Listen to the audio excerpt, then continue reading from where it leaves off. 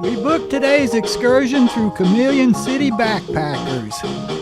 They introduced us to Victory, who just started this Windhoek Namibian Township tour. Brings you out the areas where he lives, shows you what it's like, where they shop, that sort of stuff. Really was something interesting, chums.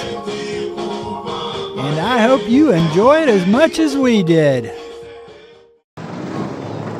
Well, chums, today we're in Windhoek, Namibia. And we're joined by our good friend Victory, who's bringing us on the tour of the townships. And where are we now, Victory? We are at the single quota market. So this is the market where they sell like a local food. Okay. It's a daily market open every day during the day and it's closed during the night. Open Sunday too? Yeah, open Sunday too, every day. Every day the market's open. People are used to come in and out and they can buy whatever they want. Come on in, chums. He's going to show us around. On this side is the market which is on the floor. We call it open market. And on this side is the market which is in the room. Thank you. Ostrich. Oh, how pretty. Like a jacket or bag. This particular shop had some pretty high-end leather goods. Translation, the sweet baboo ended up buying one of these zebra purses you see on the wall right here. But just because they have nice skins doesn't mean the sweet baboo likes holding them. These different shops sell something for everyone. Oh, that's pretty. On this one, they're gonna look all the same color. And this one they use for carrying the babies.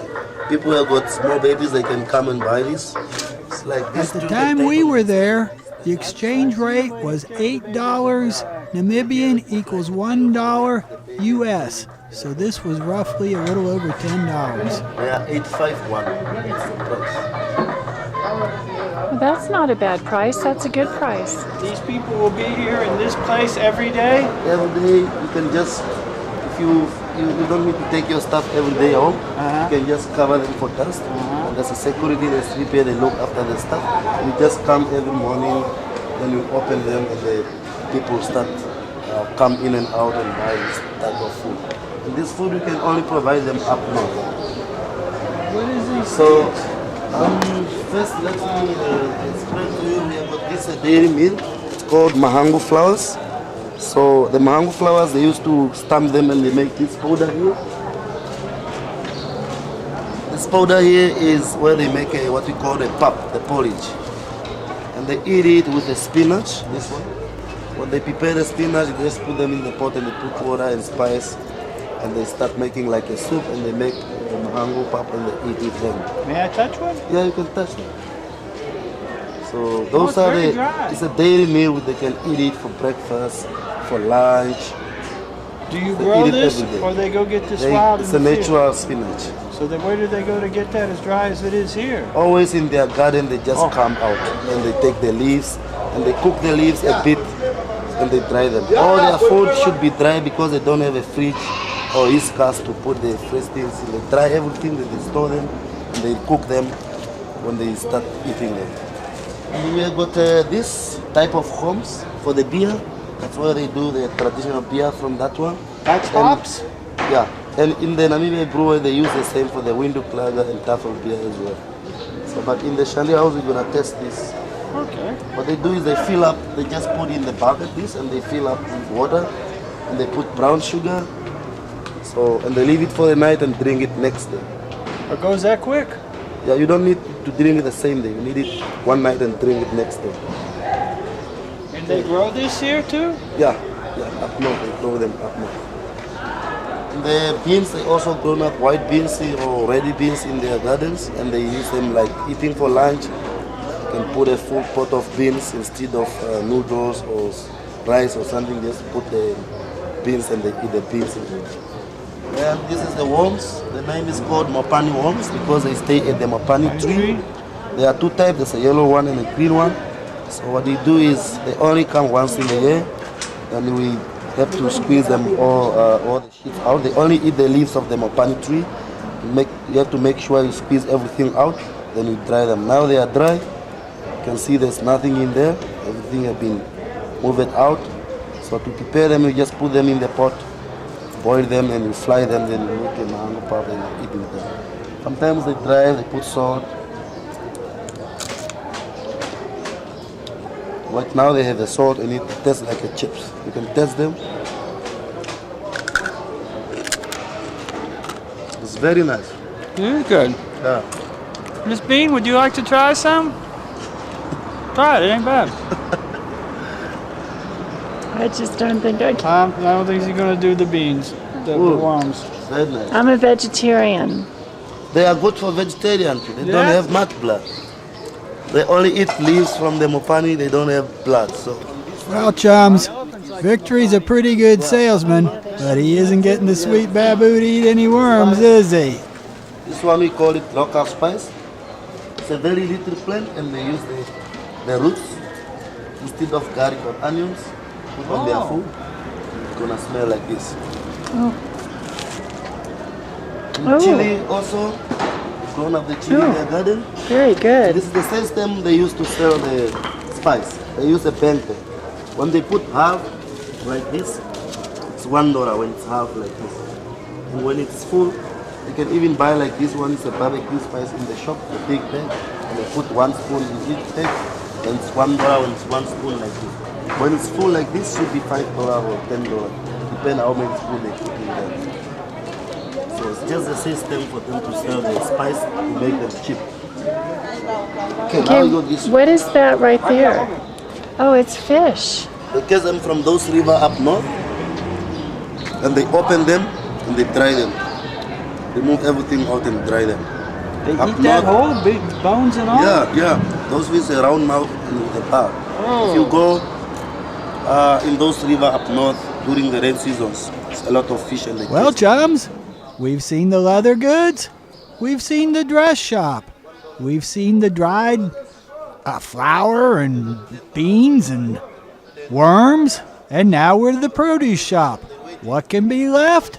The meat Buy department. it and go and cook yourself home. And they always have to look the nice. The meat, they don't weigh it. They just look at how big it is. Yeah. You do notice refrigeration is non-existent. Here's where I get brave, chums. One of my friends had told me about how she'd been in Namibia and had eaten some meat. And when she got back to the USA, she was pooping live worms. Should I eat this or not? You take like this? And what is the spice? Like this is Here's a good, nice barbecue spice. hot? There's, Like this? yeah. And you can Captain Steve showed. About as chewy as biltong. Is it good? Excellent. Ooh, that is spicy. Woo! Biltong is to southern Africa something very similar to beef jerky here in the U.S., so it's generally made out of game and exotic animals that we don't have here. And I'm going to tell you what, chums, it is chewy, but it was nothing compared to this stuff. This is the essence of chewy.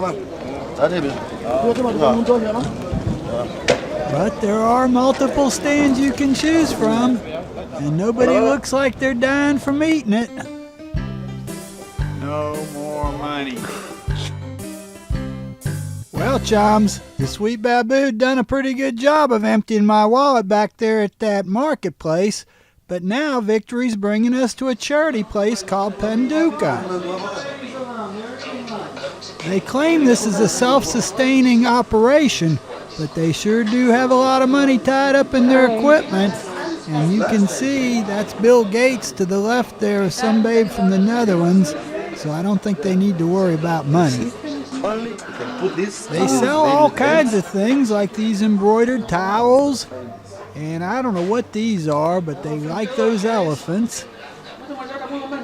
And then they've got all kinds of jewelry. wine bottle they have. Some of them are from ostrich.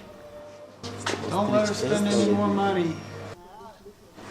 And I'll tell you what, chums, the ladies working here sure did like Victory. And Victory sure liked teasing and playing with them. Bueno, bueno.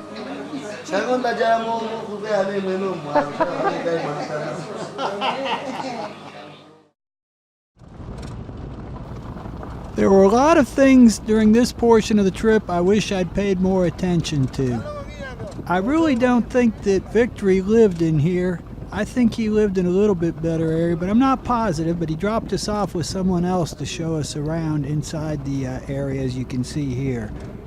At one time, half the indigenous people of Windhoek lived here in this place, which they didn't like.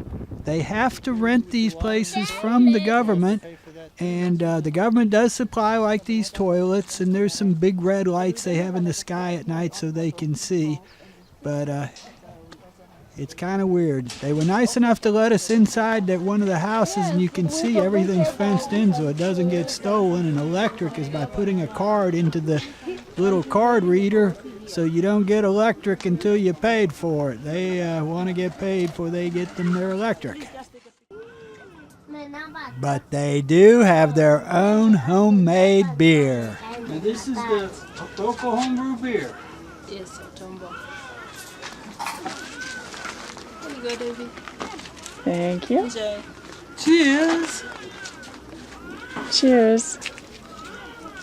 Now you might be wondering, how do they make this stuff? Well, remember earlier on inside the outdoor market we saw the hops. They take this stuff and dry it out in the sun on the ground. Then they put it in these to get ready? buckets. Overnight. And I don't know what kind of magic they do, but overnight it makes the beer. Miss Bean is not drinking hers. But the beer got better when Victory brought us to his Shebeen, which is normally only open at night. Well, I guess he has a key or something, because here we are inside drinking Windhoek lager. And I'm going to tell you what, chums, beer doesn't get any better than this. What a fun day. I didn't say how many Windhoek lagers we had, did I?